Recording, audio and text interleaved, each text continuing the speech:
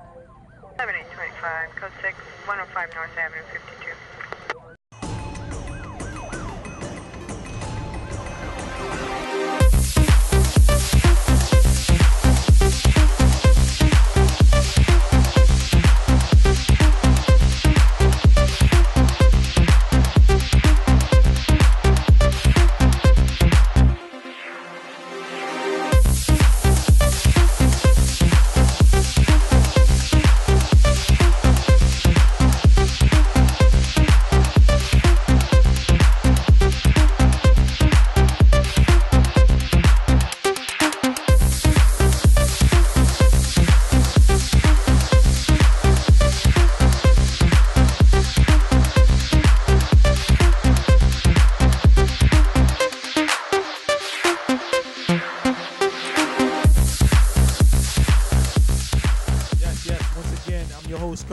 We're on location, Club Envy tonight for my boy Lavi Bum Souf birthday party. It's crazy. It's an all black affair. You see, I got my little black on. We're going to have a couple interviews. We got Mr. C from Hot 97 representing New York. We have Stax representing New York. We have a couple guest DJs also. So this party is brought to you by 456 and Lavi Bum Souf. So Traffic Jam, we're in the building. Let's go. Mr. C, what's going on? Talk to the people. I'm good. I can hold the mic, or we gonna go? Okay. Yeah, I'm good, man. I'm just glad to be here tonight, man. It's all about my man Lavi Bum Souf. Am I saying it right? Yeah, Lavi Bum Souf. Lavi Bum Souf. You know what I mean? Big birthday shout out to him. It's the all black glow party, and we're gonna have a good time tonight, man. I'm gonna do what I need to do. My brother DJ Stax, he gonna do what he need to do, and we're gonna have a good time. Shout out to Mook, the voice of Jersey. Shout out to Payne 456, Mo BFL. Just come to have a good time tonight. That's what's up. So we gonna keep it real short. This is Traffic Jam. It's a show on TCS TV. If you never heard of it, but you're with us right now. The first question I'm gonna ask you is, you're very well known for playing Haitian music, compa. Like you one of the you very well known about that. Like why do you think a lot of DJs on other stations don't play the compa like you do? Well, for me to explain that, I got to explain what made me get into it and what made me start understanding the music. Unfortunately, it took something bad to happen for me to recognize the whole Haitian community and just the Haitian culture. A couple of years ago when Haiti had the earthquake, something just came to me in my mind, like in my weird DJ mind. I was like, I want to pay tribute to all the Haitians that may know a loved one in Haiti, or just people that just got love for the country of Haiti, and I wanted to pay tribute on the air. And my pit bull brother, Young Chow, I called him up, and I said, who's like one of the biggest Haitian DJs I can get with that can give me the music, and not only give me the music, but make me understand the music. And my brother, Young Chow, was like, call DJ Stax. So I called Stax. This was like in a day's time this happened. So I called Stax up. We knew each other from Brooklyn, but we didn't. You know how you know somebody from afar, but you don't really know each other? We always spoke, but we never really knew each other. So I called Stax. I said, man, I want to do this tribute for Haiti, and I need your help to help me with the music. So Stax was like, no problem. Come to my house, And I went to his house like an hour later. I was at his house, say, from like 2, 3 in the afternoon to like 11, 12 o'clock that night, just going over music. But like I said, when I was going through everything with Stax, I said, listen, don't just give me the songs. I want to know what each song means. What's the meaning of the song or whatever? What's the purpose? Because as a DJ, I want to understand. Even if I may not understand the language, I may understand what's being said. So Stax just gave me a history lesson for hours and hours about the music. This is compa. This is zouk.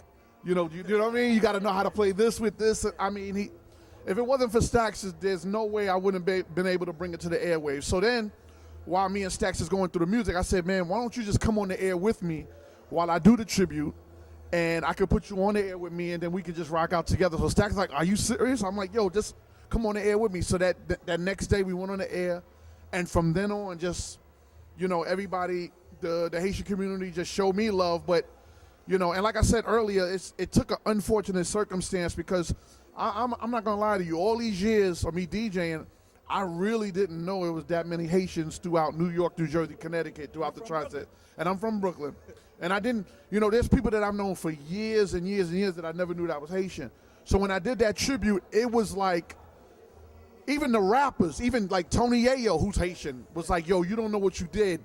Usher Raymond, who's Haitian, emailed me. He was like, you don't know what you did for us. Like, you know, yeah. So ever since then, I've been getting so much love, and I just, anytime I can try to represent for you guys and for the Haitian community, I try to represent. But, you know, if it's all due to my man Stacks. Y'all got to give my man Stacks the credit. It's all about my man Stacks. He's the one that made it happen. Yeah, we definitely gonna talk to Stacks. So shout out to Stacks for handling business.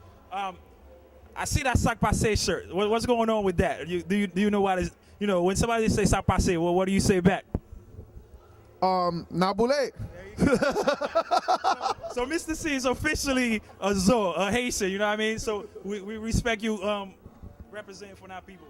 I'm gonna ask you, do you ever listen to? I know you're a big hip hop head, and there's all kind of hip hop going on. You know, there's African hip hop. You ever listen to Haitian Creole hip hop? You know, honestly, the music. I talk to Stacks every couple of months when it comes down to the music, and then he'll tell me he'll send me the music, and then that's when I listen to it and study it. So as far as Haitian hip hop, I know you got Barricade Crew, and so on and so forth. So, you know, it's really about Stacks putting me in the direction of telling me, hey, you need to check these guys out, or this group is hot, or that group is hot. But off the top of my head, I know Barricade Crew. I know about them. And then I know about, is it the one guy that was in Barricade Crew that went solo? Yeah. So, see, I know, you know what I mean? I know. So,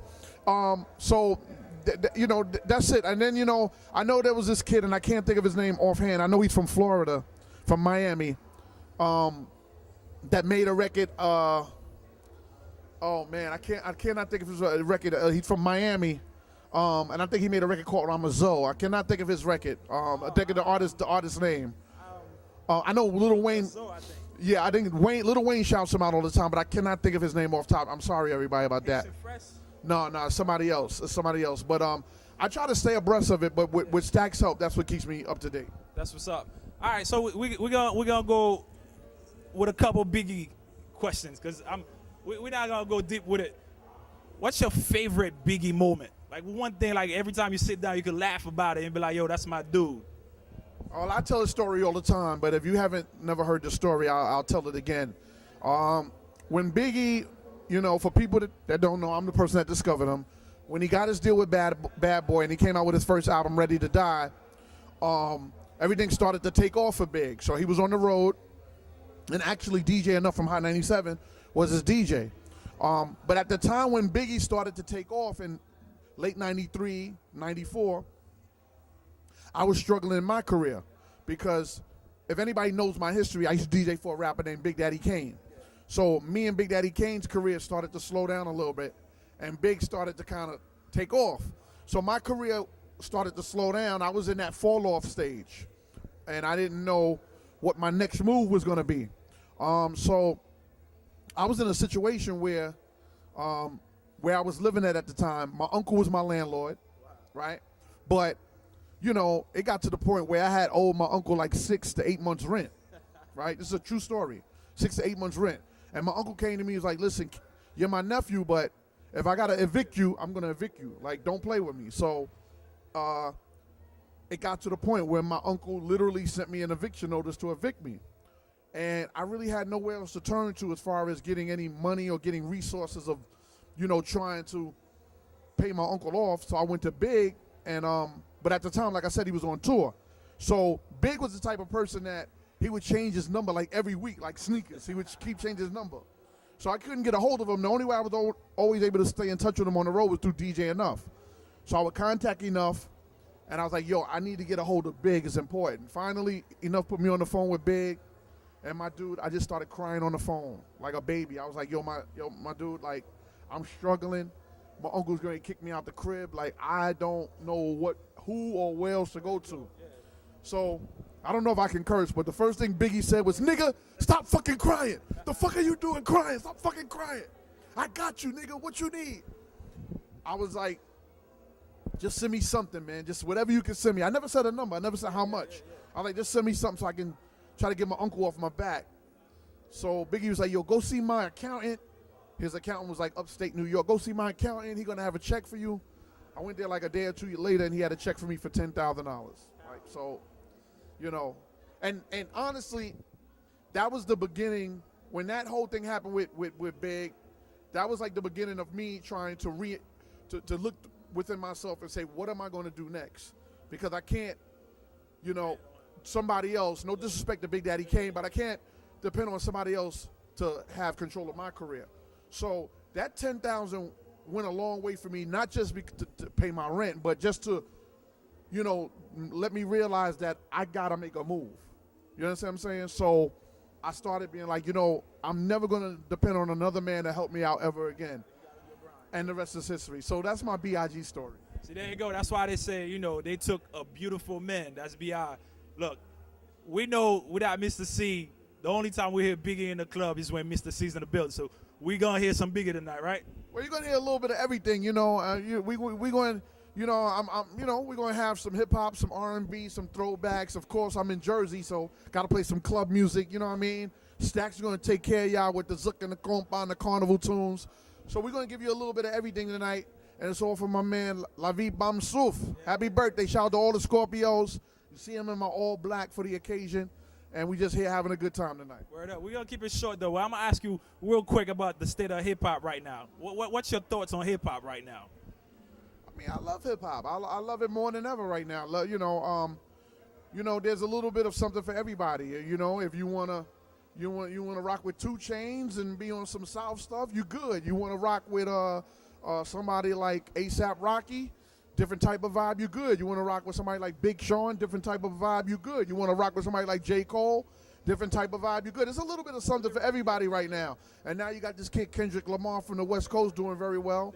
So, you know, you got a little bit of something for everybody. And now with the internet, there's so much other newer artists that we're not even coming across yet that's getting 1 million hits on YouTube or getting 1 million hits on their own personal website. So hip-hop is stronger than ever right now. Straight up. Well, we're not going to keep you. You know we got to get busy on the 1 and 2. So shout out to Mr. C for talking to us, Traffic Jam. Thank you.